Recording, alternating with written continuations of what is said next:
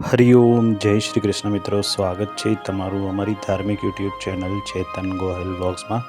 ચેનલમાં નવા હોય તો ચેનલને લાઇક કરી, કમેન્ટ કરી, શેર કરી, સબસ્ક્રાઈબ કરવા વિનંતી। આ ચેનલમાં તમને ધાર્મિક વિડીયો જોવા મળશે। મિત્રો, આજે આપણે અમદાવાદ ભદ્રકાળી મંદિરના દર્શન કરીએ અને જોઈએ કે કેવું વાતાવરણ છે। ચાલો આવો તો જોઈએ અમદાવાદ ભદ્રકાળી મંદિર।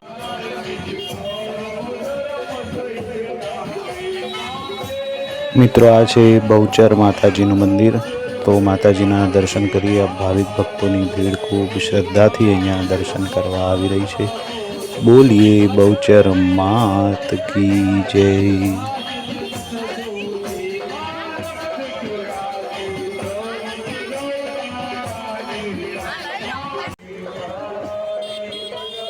બોલીએ બહુચર માત કી જય। માતાજી આપ સર્વોની રક્ષા કરે એવી પ્રાર્થના।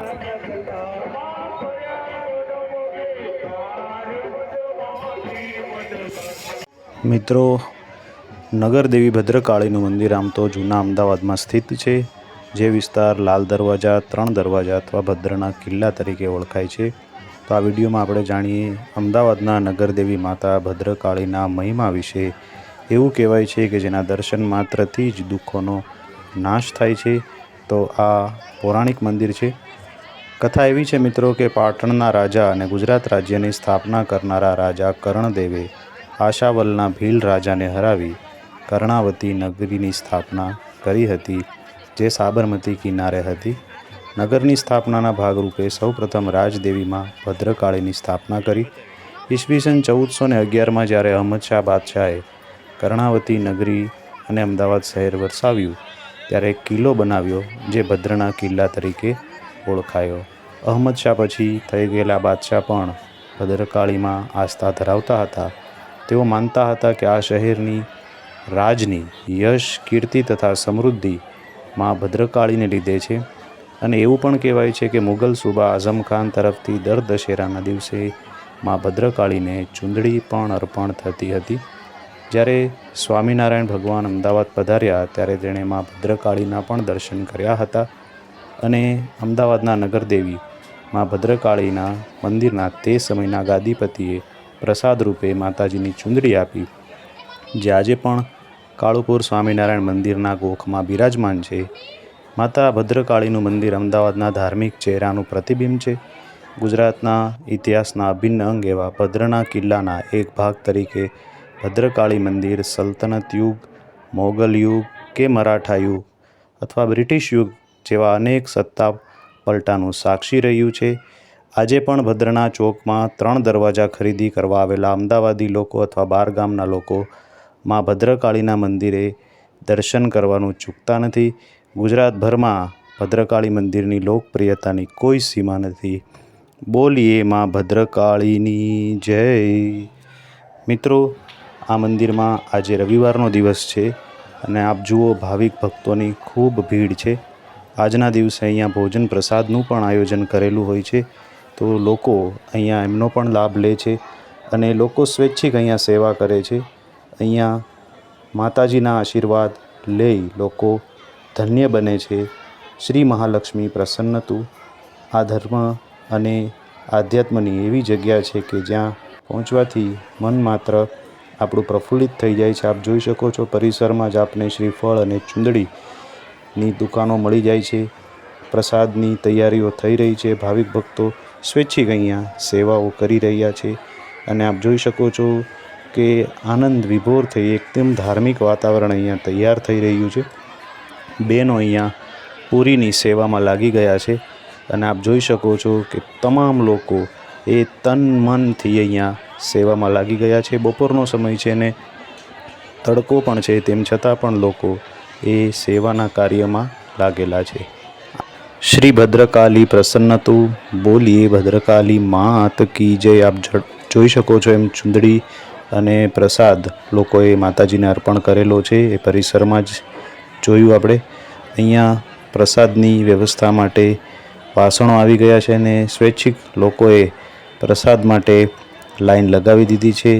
મંદિર પરિસરમાં જ આપને પ્રસાદ, ચૂંદડી, ફૂલ અને તમામ જે માતાજીને અર્પણ કરવાની વસ્તુઓ છે એ આપને મળી રહેશે. પાછળ તમને કિલ્લો દેખાય છે. નગરદેવી શ્રી ભદ્રકાળી ચોકનું બોર્ડ પણ અહીંયા લગાડેલું છે અને જેનું નવીનીકરણ ક્યારે કરવામાં આવેલું છે તેની માહિતી છે. અહીંયા પાણીનું પરબ છે. પાછળ ભદ્રનો કિલ્લો એ આપણને દેખાય છે અને અહીંયા લોકો ફૂલ વેચી રહ્યા છે. પોતપોતાની આસ્થા પ્રમાણે લોકો જે કંઈ વસ્તુ માતાજીને અર્પણ કરવાની છે તે અહીંયા અર્પણ કરી રહ્યા છે. આ બાજુ એ પ્રસાદની તૈયારી થઈ રહી છે. લોકો સ્વૈચ્છિક, તડકો ખૂબ છે તેમ છતાં અહીંયા સેવા કરી રહ્યા છે.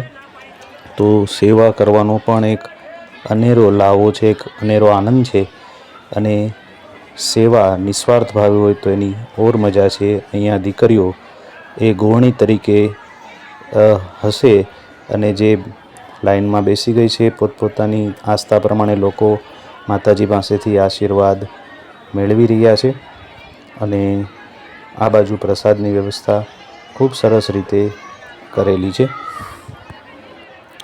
ભદ્રકાળી મંદિર અમદાવાદનું સૌથી જૂનું મંદિરમાંનું એક માનવામાં આવે છે અને તે શહેરની મધ્યમાં ભદ્રના કિલ્લાની અંદર છે. પુરાવા મુજબ આ પવિત્ર મંદિર ઓછામાં ઓછું 800 વર્ષથી વધુ સમયથી અસ્તિત્વમાં છે. આ મંદિર અમદાવાદની નગર દેવી તરીકે પણ ઓળખવામાં આવે છે.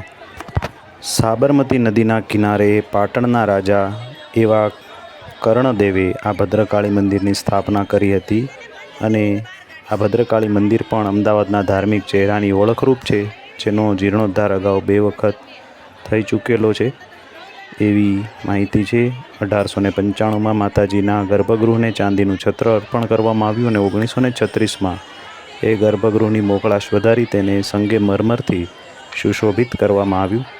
મંદિરના મુખ્ય પ્રવેશદ્વારનો પણ જીર્ણોદ્ધાર કરવામાં આવેલું છે એવું પણ માનવામાં આવે છે. અહીંયા આપ જોઈ શકો છો દીકરીઓને ભોજન પીરસાઈ ગયું છે, પ્રસાદ પીરસાઈ ગયો છે અને સદગૃહસ્થો જે દાતાઓ છે એ દીકરીઓને પગે લાગી એ પ્રસાદની, માતાજીના ભોજન પ્રસાદની શુભ શરૂઆત કરાવી રહ્યા છે અને માતાજીની જય બોલાવી ત્યારબાદ એ ભક્તજનો પ્રસાદ ગ્રહણ કરે છે. તો ખૂબ સુંદર વ્યવસ્થા આપ અહીંયા જોઈ શકો છો. ભાવિક ભક્તો ખૂબ ભાવથી, ખૂબ આસ્થાથી પ્રસાદ ગ્રહણ કરે છે અને માતાજીના આશીર્વાદ મેળવે છે. આપ જોઈ શકો છો અહીંયા નિસ્વાર્થ ભાવે ભાઈઓ અને બહેનો એ પ્રસાદ વિતરણની સેવામાં લાગી ગયા છે અને લોકો પ્રસાદનો લાભ લઈ રહ્યા છે. ખૂબ લાંબી લાઈન છે અને મંદિર પરિસરની બહાર સુધી આ લાંબી લાઈનો છે જે માતાજીના પ્રસાદ માટે છે. તો ખૂબ સરસ મજાની સેવા, ખૂબ સુંદર મજાની સેવા ભાઈ બહેનો કરી રહ્યા છે. માતાજીને પ્રસાદ વિતરણ કરી રહ્યા છે અને ભાવિક ભક્તો એનો લાભ લઈ રહ્યા છે. બોલીએ ભદ્રકાલી માત કી જય. માં ભદ્રકાલીએ મહિષાસુર રાક્ષસનો પણ વધ કર્યો હતો. આપણા હિન્દુ ગ્રંથો અનુસાર રાક્ષસને મળેલા વરદાન અને શક્તિને લીધે તેનો વધ કરવો મુશ્કેલ હતો. માત્ર સ્ત્રીઓ જ આ રાક્ષસને મારી શકે એમ હતી. ભગવાન બ્રહ્મા, વિષ્ણુ અને મહેશ માં દેવી પાર્વતીને સર્વોચ્ચ શક્તિ આપી તેને યોદ્ધાની દેવી માં ભદ્રકાલીના રૂપમાં પરિવર્તિત કરી અને દરેક દેવતાઓએ પોતાનું શક્તિશાળી શસ્ત્ર માં ભદ્રકાળીને આપ્યું અને પછી માં ભદ્રકાલીએ મહિષાસુર રાક્ષસને હરાવ્યો અને શાંતિની સ્થાપના કરી. સંગીતકાર અવિનાશ વ્યાસની એક રચનામાં ભદ્રકાળી મંદિરનો કંઈક આ રીતે ઉલ્લેખ છે. 3 દરવાજા માહી માં બિરાજે ભદ્રકાળી, માળીના મંદિરીએ ગુલઝારો જોવા ચાલી. તેમની જ એક બીજી રચનામાં પણ ભદ્રકાળી મંદિરનો અનોખો ઉલ્લેખ છે. ભદ્રમહી બિરાજે રૂડા માતા ભદ્રકાળી, ભીડ જામે ત્યાં ભક્તજનોની, સૌના દુઃખ દે તાળી. અમદાવાદ બતાવું ચાલો. ટૂંકમાં ભદ્રકાળી મંદિરના ઉલ્લેખ વિના અમદાવાદના ઇતિહાસનું વર્ણન અધૂરું છે. આપ સૌને જય માતાજી. મિત્રો, અહીંયા એક નાનકડો પ્રયાસ ભદ્રકાળી મંદિરના દર્શનનો અમે કર્યો છે. આશા છે કે આ વિડીયો આપને ગમ્યો હશે. આમાં કોઈ દોષ રહી ગયો હોય તો અમને માફ કરશો. ફરી મળીશું કોઈ નવા ધાર્મિક વિડીયો સાથે. ત્યાં સુધી અમને રજા આપશો. ચેનલમાં નવા હોય તો ચેનલને સબસ્ક્રાઈબ કરજો. આ ચેનલમાં તમને તમામ પ્રકારના ધાર્મિક વિડીયો જોવા મળશે. ફરી મળીશું કોઈ નવા વિડીયોમાં. ત્યાં સુધી અમે રજા લઈએ. આપ સર્વોને જય માતાજી, જય મા ભદ્રકાલી.